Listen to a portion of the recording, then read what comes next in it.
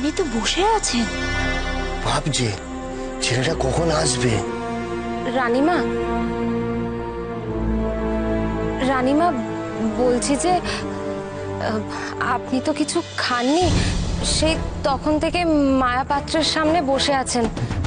এবার কিছু একটু মুখে তুলুন। হ্যাঁ, কি বলছিস? না, বলছি যে আপনি তো না খেয়ে আছেন, কিছু এনে দিই, ফল এনে দেবো? আমার কিচ্ছু লাগবে না কলকা, আমি কিছু খাবো না এখন। তুই যা, বিরক্ত করিস না, যা যা।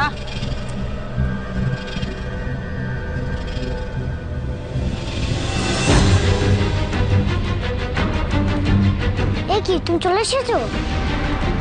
এখানে কি করছো?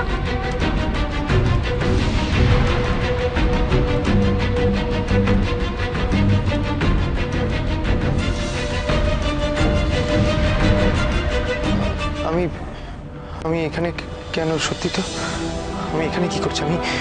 আমি আচার্যদেবের ঘরে কখন এলাম? সে কি, তোমার মনে নেই? না তো। আমার আমার কিছু মনে পড়ছে না। কিছু একটা হয়েছে আমার। হয়েছেই তো। কি হয়েছে আমার? তোমার শরীর খারাপ হয়েছে। শরীর খারাপ? হ্যাঁ, তাই তো তোমার কিছু মনে পড়ছে না। চলো আমার সাথে। কোথায় যাব? বিশ্রাম করতে। এখন বিশ্রাম নেব? বিশ্রাম নিতে হবেই তো। বিশ্রাম নিয়ে দেখবে আবার সব ঠিক হয়ে যাবে। চলো আমার সঙ্গে।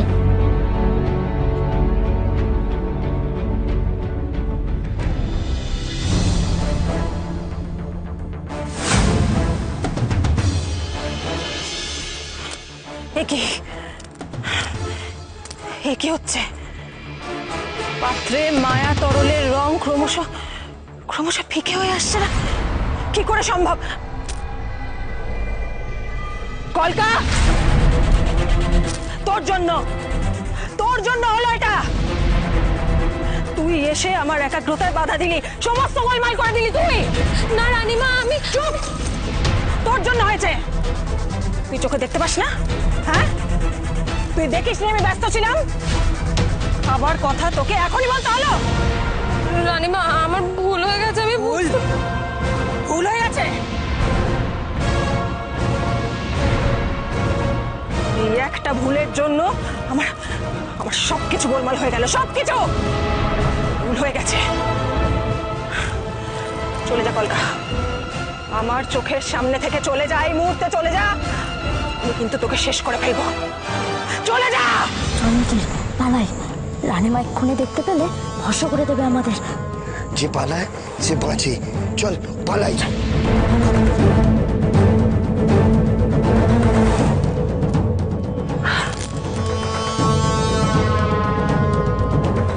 সবকিছু পণ্ড করে দিল এই কলকাতা, সবকিছু। আবার মনোসংযোগ করতে হবে না, আবার নতুন করে মনোসংযোগ করতে হবে।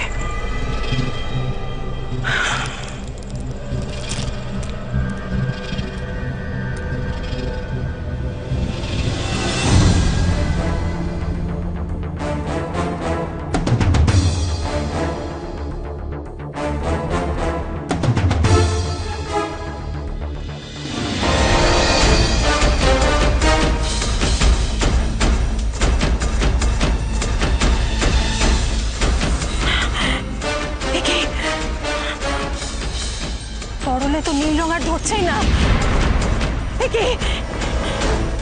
এটা কি হচ্ছে? আমার মায়া কাজ করছে না। না না না,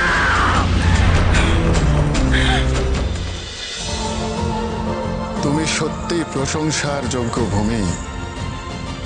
এত দ্রুত তলোয়ার চালানোয় কেউ দক্ষতা অর্জন করতে পারে না।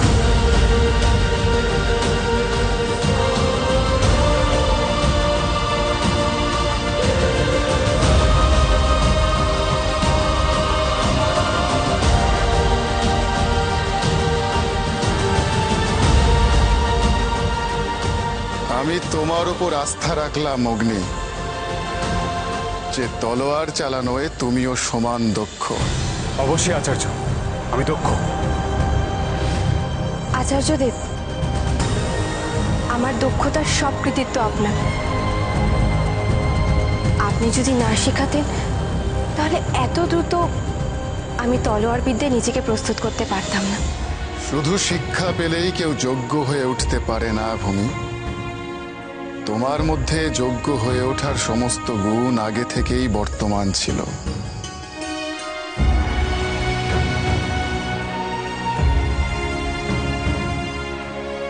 যাই হোক, আজকের মতো তোমাদের প্রশিক্ষণ সমাপ্ত। কাল যদি তোমরা তৃতীয় কক্ষে নিজেদের পরীক্ষায় উত্তীর্ণ হতে পারো, তাহলে চতুর্থ কক্ষে জাদুবিদ্যার কিছু সূত্র তোমরা শিখতে পারবে।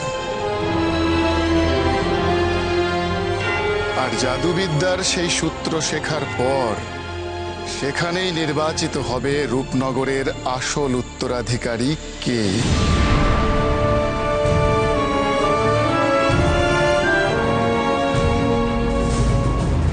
আচার্য কি আগামীকালই প্রকাশ করে দেবেন যে আমি রাজা দেবরাজের কন্যা? আমি রূপনগরের আসল উত্তরাধিকারী, আর আমি উত্তরাধিকারী থাকব।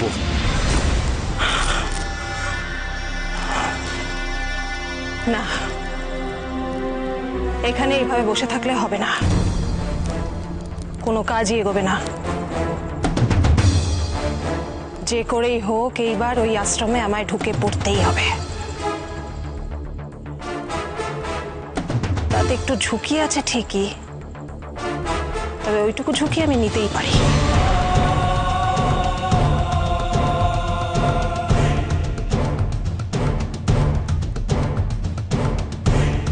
দিব্যাচার্যের আশ্রমে তো আমি এবার ঢুকবই। তার জন্য যা যা করতে হয় সব করব। আশ্রমে আমি ঢুকবই।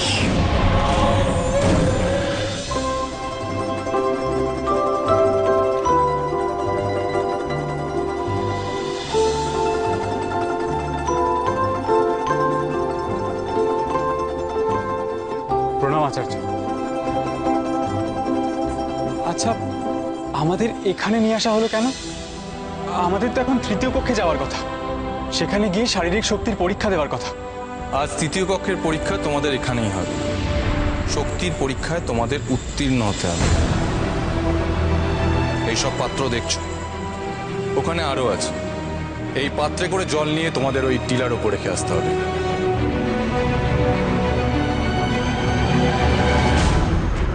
আচার্য, এ তো খুব সহজ কাজ। ঠিকই, খুবই সহজ।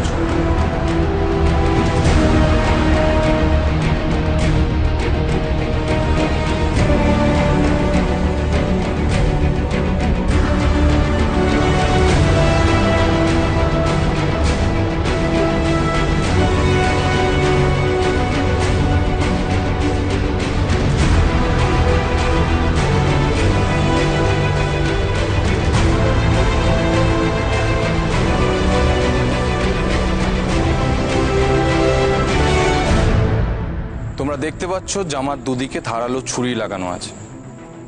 একটু অসতর্ক হয়ে এদিক ওদিক করলেই কিন্তু তোমাদের হাত কেটে যাবে। খুব সাবধানে। দেখেছো ভূমি, কেমন ছুরি লাগানো জামা পরিয়েছে যুবরাজকে? আমার ভূমির জন্য খুব চিন্তা হচ্ছে বুদ্ধিরাম। হাত কাটলে কাটুক, কাজটা আমায় শেষ করতেই হবে। কাজটা একটু কঠিন হয়ে গেল, কিন্তু ভূমি হারবে আর আমি জিতবো। এবার শুরু করো তোমরা।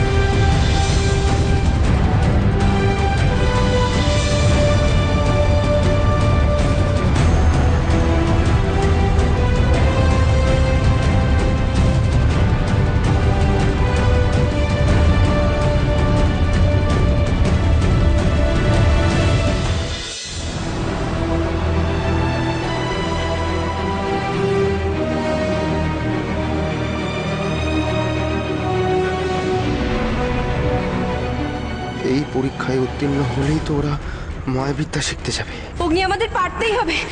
অগ্নি ওঠো, অগ্নি। অগ্নি আমাদের মোহিনীকে হারাতে হবে।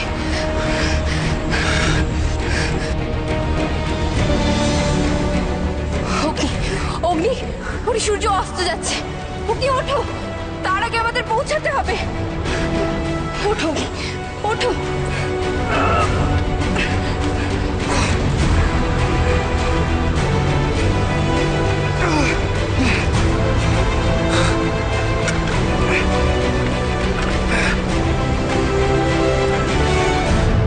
যে করেই হোক তার আগে আমায় অগ্নিকে শেষ করতেই হবে।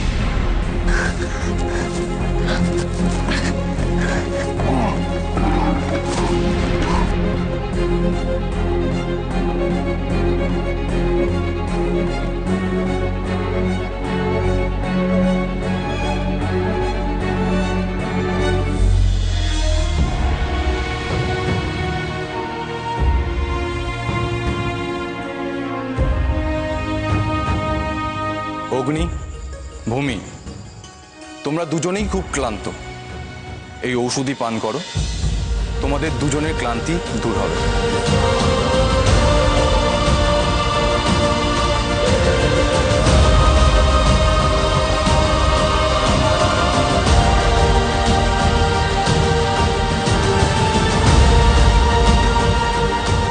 তোমরা দুজনেই এই বিশেষ পরীক্ষায় উত্তীর্ণ হয়েছো। এবার তোমরা চতুর্থ কক্ষে যাবে। তোমাদের বন্ধুরাও তোমাদের সাথেই যাবে। একবার চতুর্থ কক্ষের শিক্ষা সম্পূর্ণ হলেই ভূমি আর অগ্নি চলে যাবে পরবর্তী ধাপে। ভূমি চলে যাওয়া মানে তো আমার আমার জীবন থেকে চলে যাওয়া। না না না না না না, ভূমিকে আমি এইভাবে হাতছাড়া করতে পারবো না। পরবর্তী ধাপের আগে আমায় অগ্নিকে মেরে ফেলতে হবে, শেষ করতে হবে। তোমার পিঠে ওটা কি?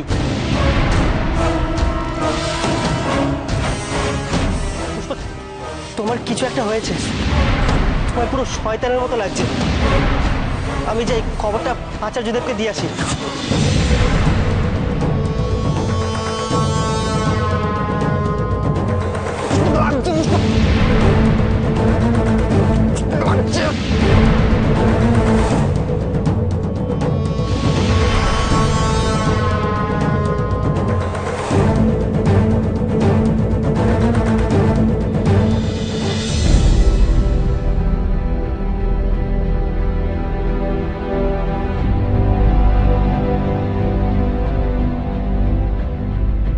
আচার্যদেব, আপনি এই কক্ষে?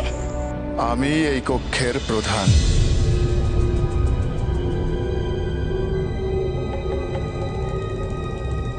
বুঝেছি, এইখানেই আমরা আসল বিদ্যা শিখব। প্রণাম আচার্যদেব।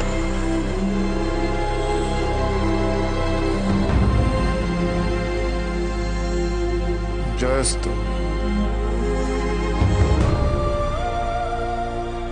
দেখো, আমি তোমাদের এই আশ্রমে আসার কারণ আবার মনে করিয়ে দিতে চাই। মানুষের জীবনে সবটাই নিয়তি। তোমরা যে এখানে আসবে তা তোমাদের জন্ম মুহূর্তেই ঠিক হয়ে গিয়েছিল। 1000 বছর আগে যখন পিশাচকে রূপনগরে বন্দী করা হয়, তখন পিশাচ বলেছিল সে আবার বেরিয়ে আসবে। যেদিন মুক্তি পাবো, রূপনগরকে ছাড়খাড় করে দেব। আপনাকে দেখে তো মনে হয় না যে আপনার বয়স 1000 বছরেরও বেশি। দিব্যাচার্য কোনো এক ব্যক্তির নাম নয়, শুভ শক্তির এক প্রতিনিধির নাম হলো দিব্যাচার্য। যুগ যুগ ধরে কঠিন অধ্যাবসায়ের ফলে বুদ্ধি, যুদ্ধ, মায়া সমস্ত বিদ্যায় পারদর্শী হয়ে শুভ শক্তির রক্ষক হয়ে ওঠেন এক একজন দিব্যাচার্য। আমি তাদেরই বর্তমান।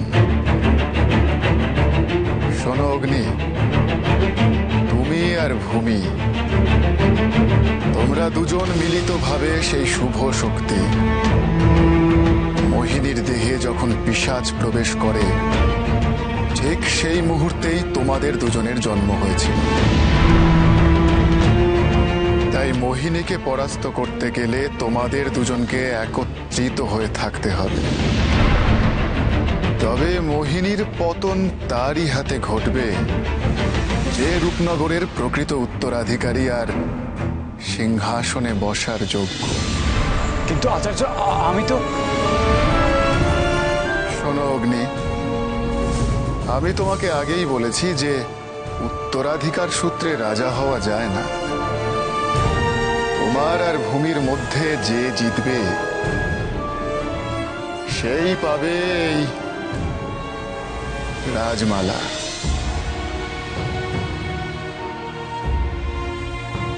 ভূমি যদি যেতে তাহলে এই রাজমালা ওই পাবে। না না না, এ কখনো হতে পারে না। সেনাপতির মেয়ে ভূমি সিংহাসনে বসবে? অগ্নির জন্য খুব কষ্ট হচ্ছে আমার। ও জানে এই রাজমালা ওর প্রাপ্য, ওই রাজার সন্তান। এই রাজমালা অধিকার করতে না পারলে অগ্নি ভেঙে পড়বে।